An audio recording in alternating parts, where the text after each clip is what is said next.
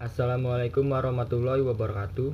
Perkenalkan, nama saya Fadli Hardiansyah dari jurusan Pendidikan Ekonomi. Saya ingin mempresentasikan mata kuliah Pendidikan Kewarganegaraan dengan materi Hak Asasi Manusia.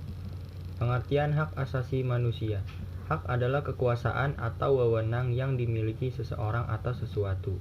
Hak asasi bersifat mendasar atau fundamental, maka pemenuhannya bersifat imperatif.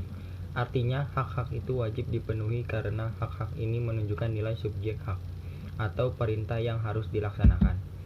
Menurut Undang-Undang Republik Indonesia Nomor 39 Tahun 1999, hak asasi manusia adalah seperangkat hak yang melekat pada hakikat dan keberadaan manusia sebagai makhluk Tuhan yang Maha Esa dan merupakan anugerahnya yang wajib dihormati, dijunjung tinggi, dan dilindungi oleh negara, hukum, pemerintah, dan setiap orang demi kehormatan serta perlindungan harkat dan martabat manusia.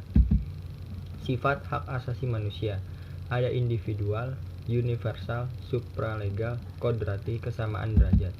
Bentuk-bentuk hak asasi manusia.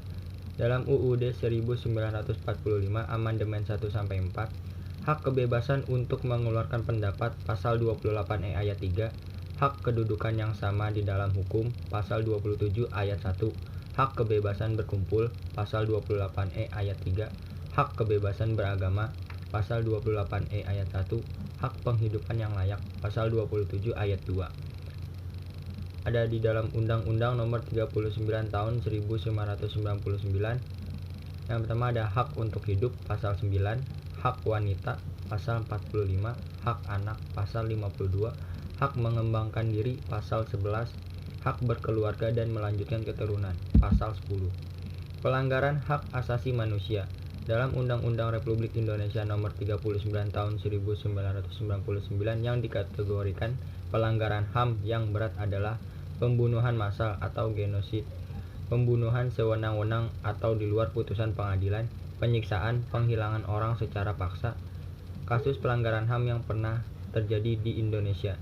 Ada kasus Marsina, kasus tragedi Semanggi, kasus bom Bali, kasus Tanjung Priuk, sama kasus pembunuhan Munir. Contoh kasus pelanggaran HAM dan penyelesaiannya. Contoh kasus pelanggaran HAM dan penyelesaiannya. Tragedi Trisakti. Ekonomi Indonesia goyah pada awal tahun 1998.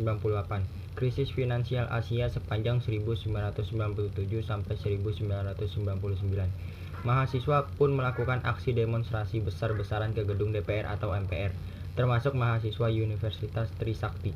Aksi mereka dihambat oleh blokade Polri dan militer.